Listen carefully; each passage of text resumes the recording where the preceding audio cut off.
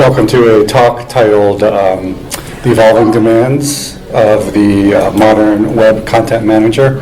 This is going to be more of a strategic type discussion around the users of content management systems.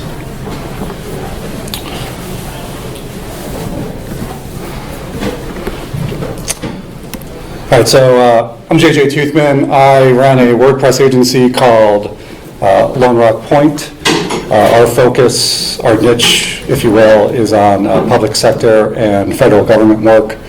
My company's claim to fame is the work we've done with NASA over the years. We're the company that replatformed and rebuilt their main website a few years ago at www.nasa.gov. We replatformed it from the Drupal 7 system to WordPress. We integrated an extensive design system, which required a lot of custom Gutenberg block development to bring that design system to life in WordPress. We migrated a couple 100,000 pages from the old Drupal 7 to the new WordPress system. We also aggregated a few different web properties. That project existed because there was too many NASA websites and they wanted to consolidate them down to one, so there was a lot of site consolidation. And in companion to that, we also built them a streaming platform called NASA Plus, which is a streaming video service NASA created. It's, Netflix for NASA, basically. They approached us to help them build a streaming service that's available on Apple TV, Roku, things like that. And because they wanted to eliminate their NASA TV cable channel.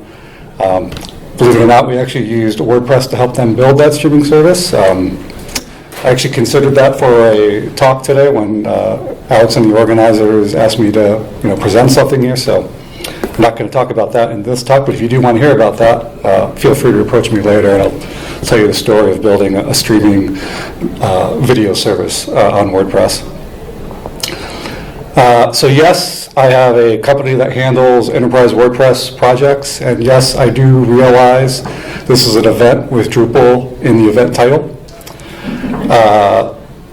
It's going to be impossible for me not to reference things in the WordPress ecosystem during my talk, but I thought I could share some thoughts and insights I've collected on a topic that I believe is CMS agnostic, actually.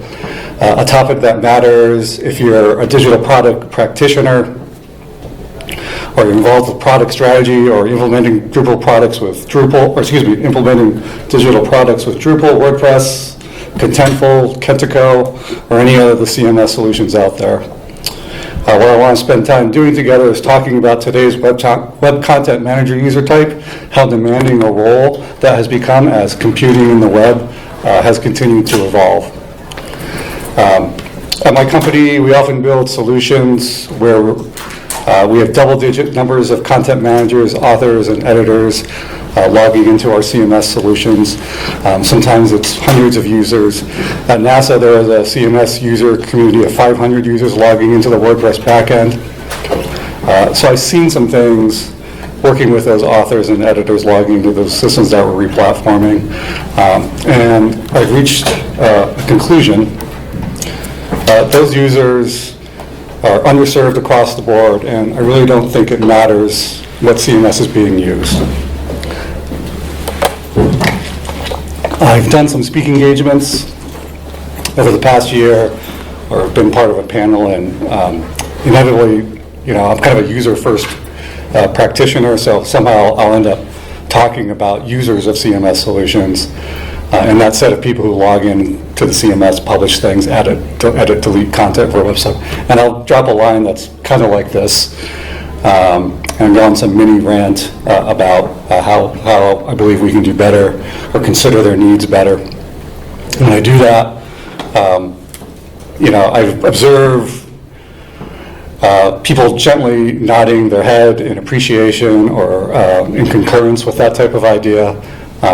So after seeing that a couple times happen, I thought maybe that subject deserves its own dedicated talk to build some awareness of the issue and talk about some of the things that my company does to help mitigate the issues and serve them better. And so that's what I'm going to do today and try that out. What I like to do with our time together is provoke some strategic thinking around these types of users, and what I intend to cover is how are these users underserved, a few thoughts on how we ended up in this situation, and potential strategies and tactics that we use to serve them better, and maybe you'll find some inspiration on and utilize within your own initiatives. So first off, why does this even matter? If you're building for the web as digital product managers, developers, designers, we're easily conditioned to think about the resulting user experience of our work for our end users. We think a lot about people coming to the site to consume content, learn about a subject, find out more about a product or service, and buy it. Ultimately, we're implementing some solutions for some kind of transaction to support some kind of business objective. More site visits, more articles being read, shared with friends, shared on social media, more objects being added to a shopping cart and purchase. So we spend a lot of time working on features for our website to solve those needs for those users. So it's great to think about site visitors coming to your site to consume information, but you need people putting that information out there in the first place. Those are the authors, editors that are logging into your CMS. Without them putting information out there and telling stories for people to consume, quite honestly, all is lost. So you need those users activated, empowered, and finding joy in the solutions you're giving them. Personally speaking, when I first discovered the web, I instantly saw it as this amazing knowledge archive and believed in the power of information sharing via the web to enrich humanity. I was a little younger then. At the time, I didn't really count on how that system, that is the web, would be abused via misinformation. But that's a different topic for another day. Selfishly, I think the web is better for me personally with more information and knowledge on it. That's why I'm attracted to CMS solutions that can empower people to get information onto the web. I view CMS products as ultimately making the web better for me. At Lone Rock Point, we like to say we build storytelling systems, and we need storytellers using our solutions and sharing information to make this whole web work the way it should. Without those storytellers publishing, there's nothing to consume and get smarter about. So let's talk about the CMS users. Again, as I mentioned, this is kind of skewed by my experience working with large enterprise organizations. If you're thinking that you can start working with an enterprise organization and there's always a dedicated team that you can tap into that are highly qualified content pros in that organization, in my experience, that's not often the case. In my experience, the 100% dedicated professional web content manager who does nothing but create and publish content every day and every week is pretty rare. Often, content manager publishing information is distributed across an organization. Educational institutions are a great example of this, so are government organizations. Typically, we're dealing with users who have other job functions, and getting information published on the web is in the category of other job duties as assigned. When we deal with a lot of redesign, modernization, replatforming from something legacy to something new. And there's a lot of change management for these users, and many times these users aren't into change. You can easily encounter resistance. In large enterprise organizations undergoing a replatforming, the decision of a new tool is typically made without their input. So when this type of thing comes across their radars, they're often responding with, "Oh, great, I have to learn some new tool to accomplish the same thing I've been doing for years." And with every redesign or replatforming initiative, there's usually other parts of the initiatives that they're going to have to do more of. For example, we want to improve content as SEO. We want to improve our web accessibility posture.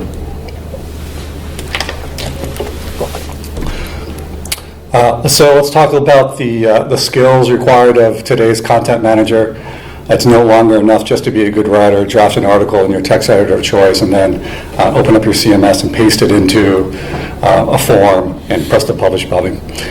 Unsurprisingly, the skills needed by these types of users to be successful in their roles have been going up as the web and computing has evolved.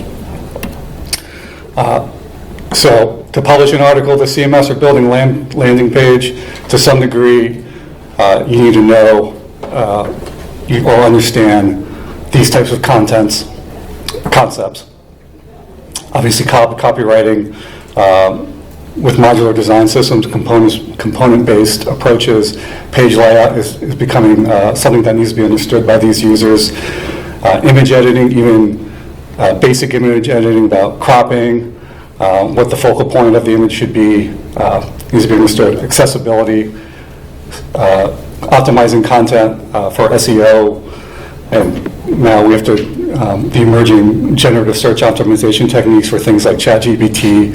We're understanding, that content summaries are important, and well-structured articles with proper heading orders have become increasingly important. There's more device browsers than there were 10 years ago.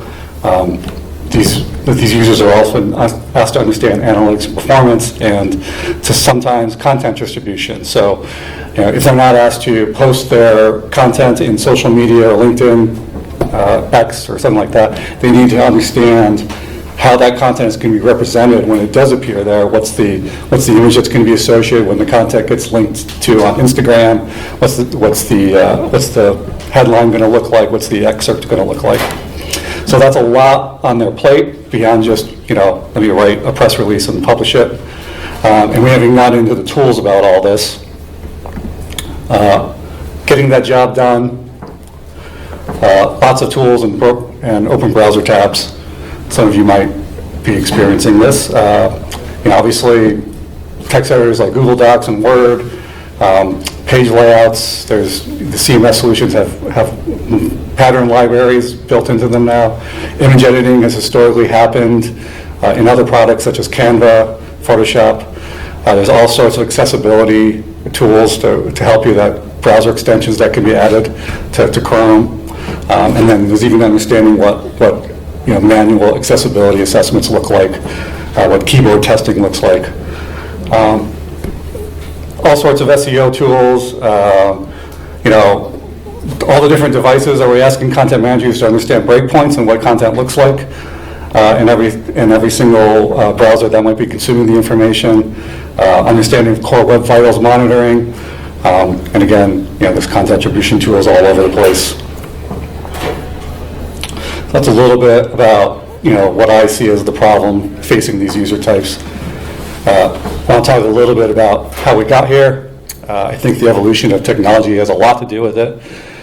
Raised expectations, the ever-evolving trend to empower users with more functionality and capabilities to execute web publishing correctly. There's been some convergence in what CMS tools do. They've evolved beyond a simple system to just publish the page of content. They've also, to some degree, they've also become the system where site design is happening.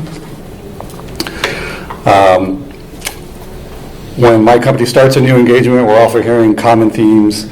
I want my CMS to allow me to be creative and flexible. I don't want to be boxed into page templates. As a result, stakeholders are seeking design systems with components that they can evolve with and grow with. That's great, and that's right to approach, but there's a cost to that. When I hear that, I start thinking, be careful what you wish for.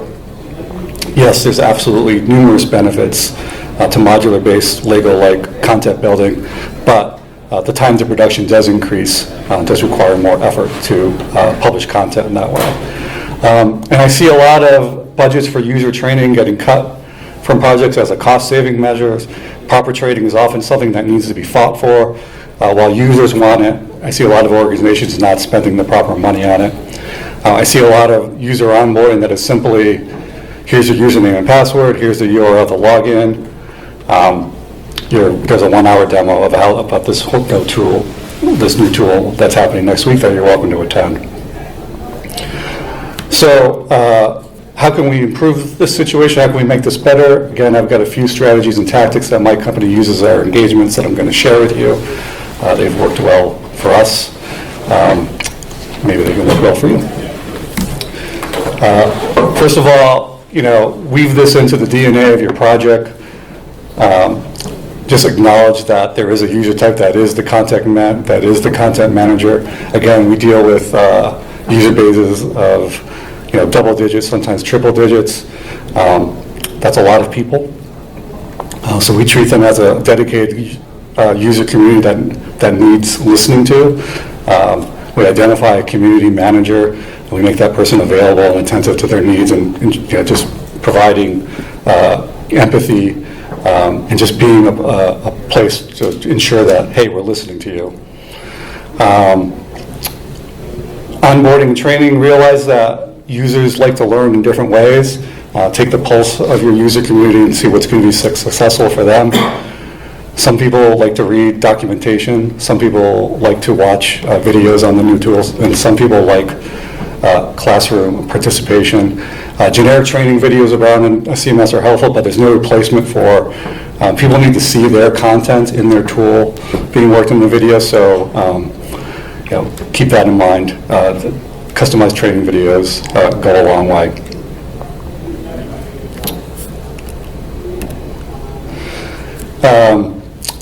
So if you do any design thinking type practices, your understanding of customer journeys, typical customer journey is awareness, consideration, decision, use, advocacy. There's many variations of that.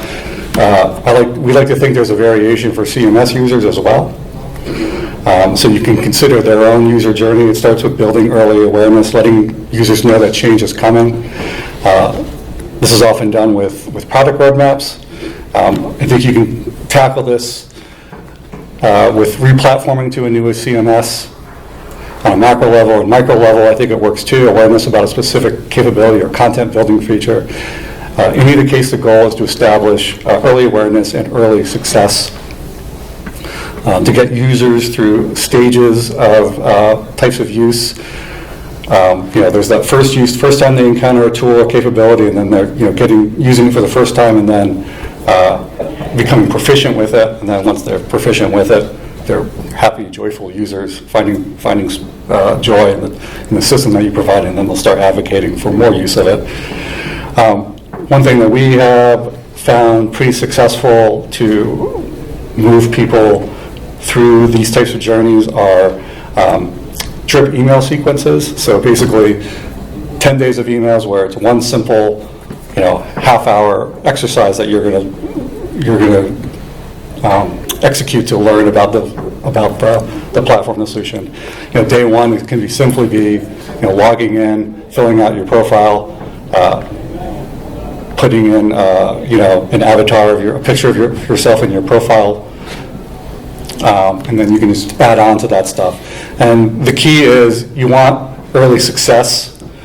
You want people feeling that they've achieved something and gaining confidence.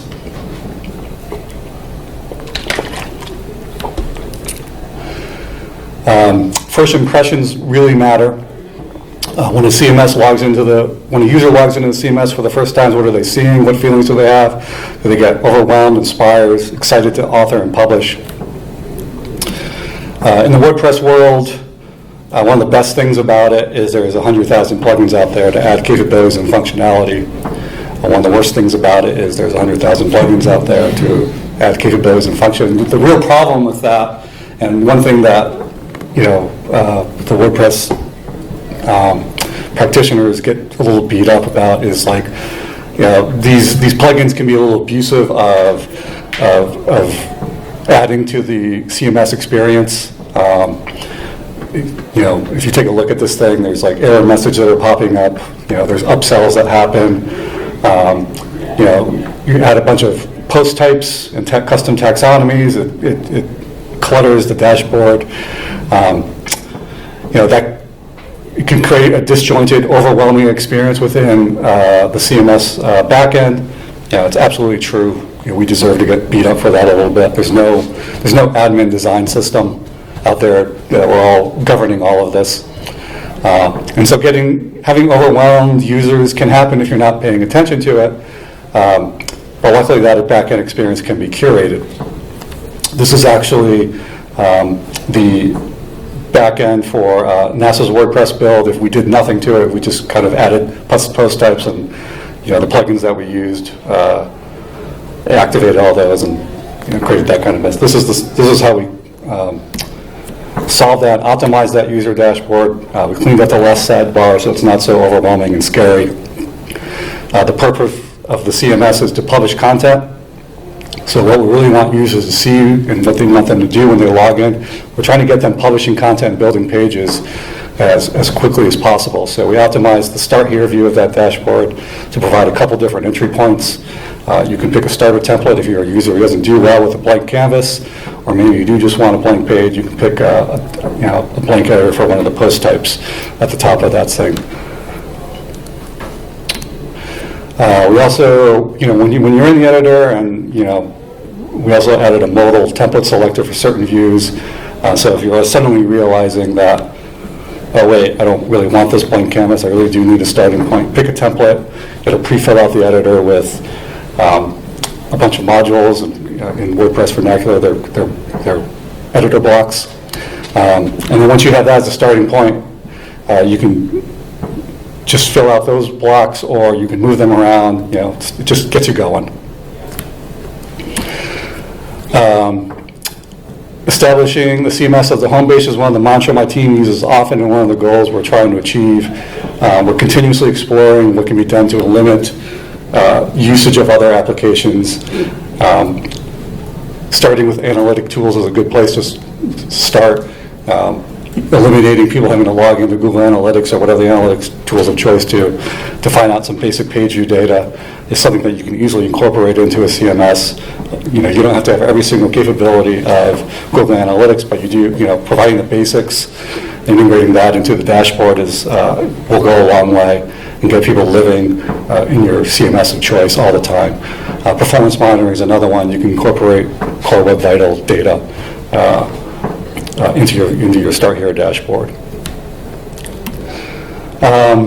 This is a custom Gutenberg block that we built for NASA. It's one of the more complex blocks we created. I'd like to think that it brings together some of the principles that I was talking about of getting people to live within the CMS and aggregating things. Like if you just noticed it, like basic imaging is happening in the right thing, you can move the focal point, you can zoom in and out of it.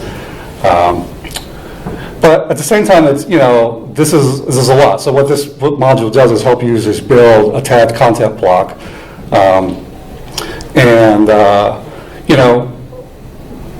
there's a lot happening here. Sometimes you're using the main part of the screen to edit content in place or move the tabs around into new orders. In other cases, you have to go to the right sidebar to, number one, pick the image that you want in the first place, or manipulate the image, or edit the hyperlink. So, these blocks become mini applications unto themselves sometimes.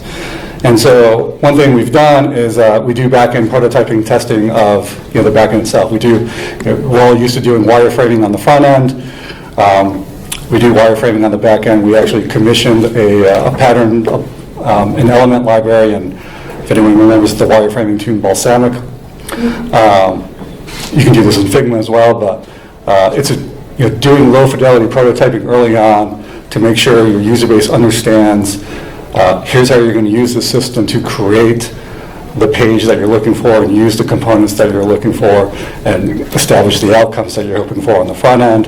It's a lot easier to put these things in front of users early on, find out what's working well for them, who meets their expectations. It's a lot easier to do this in wireframing tools like Figma than it is to try to execute something in code and do some sort of stage release and do some user testing on that.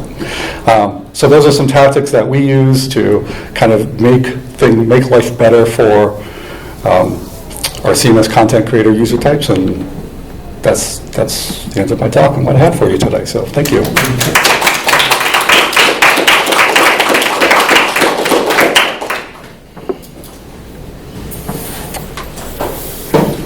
Questions? Do you have any recommendations for how, as a vendor or service provider or partner, to advocate for your client to put more budget into making sure that the CMS experience is Yeah. as much up to par as the end Yeah, user yeah. experience. So there's an outcome they're after. They're trying to realize something. They're investing in that realization. Ask the question of like, how soon do you want to realize, achieve the goals of this initiative? If you shortchange on the training, it's going to take longer to realize the goals. And they're okay with that, and they're okay with that. Sometimes maybe they never will. Yeah. Follow up to that, for the clients that don't really invest into it, and you still accept them. Oh, yeah, I mean, I do that too. I'm not going to pretend I don't. Is there any sort of like, cookie cutter approach or things that you prioritize to get as much of this paradigm into that as possible? Well, some things we just do, like wireframing custom blocks. That's something we do. It's kind of like product definition requirements, right? Like the onboarding is something we've done enough to putting together like an email sequence of 10 steps that's half a day of work, right? It's when you have to create like customized like classroom-based training and video-based training that's really drives costs there. I take the same mantra to all the clients, right? And there's definitely times where like, yeah, you need some video-based training, and that would really help you out. But like, I can refer to them to things like services like WP 101, which is a library or WordPress learning at WordPress.org. There's things that are out there that are kind of canned and reusable, but that doesn't mean like there's a difference between seeing something that is generic versus seeing that as like, oh, this is my site. That's a little bit of a leap that some users can make and some can't.